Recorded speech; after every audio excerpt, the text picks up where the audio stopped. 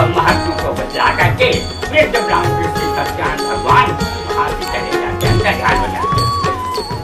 भगवान के चले जाने के पश्चात सत्यानंद ब्राह्मण अपने मन विचार किया कि आज जो वृद्ध ब्राह्मण ने श्री सत्यनारायण भगवान के व्रत पूजन महत्व बताया तत्व मैं अवश्य करूंगा। ऐसा सोचते सोचते उस सत्यानंद ब्राह्मण को रात भर नींद नहीं आई। प्रातः काल होते ही दैनिक क्राउचनीय होकर के नहा धोकर के पूजा पाठ करके वह ब्राह्मण देवता वहाँ पर संकल्प करता है, प्रतिज्ञा करता है, अगर आज भिक्षा मांगने से जो कुछ भी धन प्राप्त होगा उससे मैं लक्ष्मी नारायण भगवान का पूजन को करूंगा। ऐसा हुआ सत्यानंद ब्राह्मण जहाँ पर बड़े बड़े धनी लोग थे, धनवान लोग थे, उस नगरी में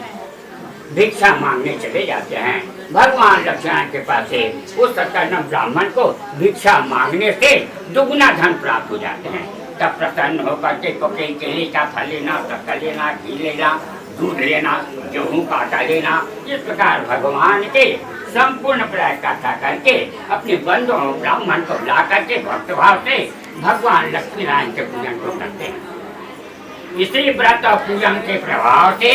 वह ब्राह्मण देवता समर्थ ब्राह्मणी श्रेष्ठ कहलाएगा, उच्च वर्ण कहलाएगा। कुछ समय पश्चात वही ब्राह्मण अपने बंधुओं ब्राह्मण को बुला करके भक्ति भाव से भगवान लक्ष्मी नारायण के पूजन को फिर से कर रहा था, दोबारा कर रहा था। उसी समय एक लकड़ी का विशाल लकड़हारा भूख और प्यास से पीड़ित था। जेठ का महीना 12 बजे दोपहर को लकड़ी के बोझ पर सिर पर रख करके सोचता हुआ, विचार करता हुआ कि यहाँ पर एक सत्यानंद ब्राह्मण जो गरीब ब्राह्मण था, घर का भिक्षा मांग पर जीवन बिताता था, क्या गरीब झोपड़े झोपड़े तो गए। ऐसा सोचते सोचते जब वह लकड़हारा उस ब्राह्मण देवता के घर के पास जाकर देखते हैं, वह ब्राह्मण देवता अपने बंधुओं ब्राह्मण को बुला करके भक्त भाव से भगवान लक्ष्मी नारायण के पूजन को कर रहा है। उस ब्राह्मण देवता को भगवान का पूजन करके दे करके वह लकड़हारा लकड़ी के बोझ स्थान पर रख करके बैठ करके उनके भगवान के कथा को सुनते हैं। भगवान के कथा को सुनने के बाद भगवान के प्रसाद को ला करके वह ब्राह्मण देवता उस लकड़हारे को देखते हैं। वह लकड़हारा हाथ जोड़कर कहने लगे, है ब्राह्मण देवता, या तुम क्या कर रहे हो, इससे करने से क्या फल प्राप्त होता है। तब ब्राह्मण देवता कहने लगा, है लकड़हारा, तुम्हें मालूम था एक समय मैंने घर घर भिक्षा मांग करके अपने और अपने परिवार का मैं पालन पोषण उनका जीवन यापन करता था। जब से मैंने श्री सत्यनारायण भगवान के पूजन को किया है तब से मुझे धन दौलत राज पाठ पुत्र प्राप्त हुआ है। इस प्रकार उस ब्राह्मण देवता के वचन को सुन करके वह लकड़हारा कहने लगा, ऐ ब्राह्मण देवता, मुझे भी श्री सत्यनारायण भगवान के व्रत पूजन और महात्मा को बतलाइए मेरी, क्योंकि मैं भी श्री सत्यनारायण भगवान के पूजन को करूँगा। इस प्रकार वह लकड़हारा उस सत्यानंद ब्राह्मण से श्री सत्यनारायण भगवान के व्रत पूजन और महात्मा को सुन करके और भगवान के प्रसाद को पालन करके जल पी करके और वह लकड़हारा वहाँ पर संकल्प करता है, प्रतिज्ञा करता है, अगर आज लकड़ी के बेचने से जो कुछ भी धन प्राप्त होगा उससे मैं लक्ष्मी नारायण भगवान के पूजन को करूँगा। ऐसा वह लकड़हारा संकल्प करके जहाँ पर बड़े बड़े धनी लोग रहते थे, धनवान लोग रहते थे, उस नगरी में लकड़ी बेचने चले जाते हैं। भगवान लक्ष्मी नारायण के पास से उस लकड़हारे को लकड़ी के बेचने से 4 धन प्राप्त हो जाते हैं। तब प्रसन्न होकर के पके केले का फल लेना, शक्कर लेना, घी लेना, दूध लेना, गेहूँ का आटा लेना, इस प्रकार भगवान के संपूर्ण प्राय करता करके अपने बंधुओं ब्राह्मण को बुला करके भक्त भाव से भगवान लक्ष्मी नारायण के पूजन को करते हैं। इसी व्रत और पूजन के प्रभाव से लकड़हारा धन और पुत्र से संपन्न होकर के लोक में शुभ होकर के अंत में भगवान के वैकुंठ धाम को प्राप्त हो जाते हैं। इसे संजय कथाम जो नारायण भगवान की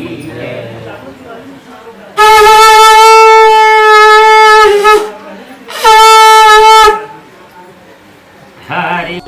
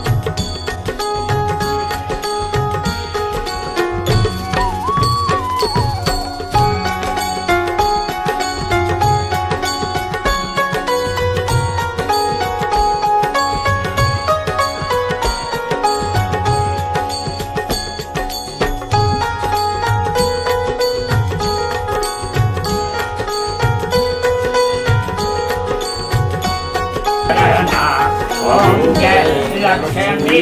रमणा राजतीत सुहासन अद्भुत छवि राजे स्वामी अद्भुत छवि राजे नारद करत निरंजन नारद करत निरंजन घंटा ध्वनि बाजे ओम जय लक्ष्मी रमण प्रगट भये कलिकारण तुझे को तरस दियो स्वामी तुझे को तरस दियो गोड़ो ब्राह्मण बनकर गोड़ो ब्राह्मण बनकर कंचन महालक्ष्मी हो ओम जय लक्ष्मी रमणा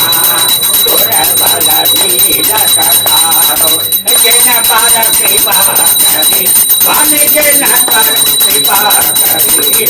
चंद सोन एक राजा चंद सोन एक राजा जिनकी विपदाई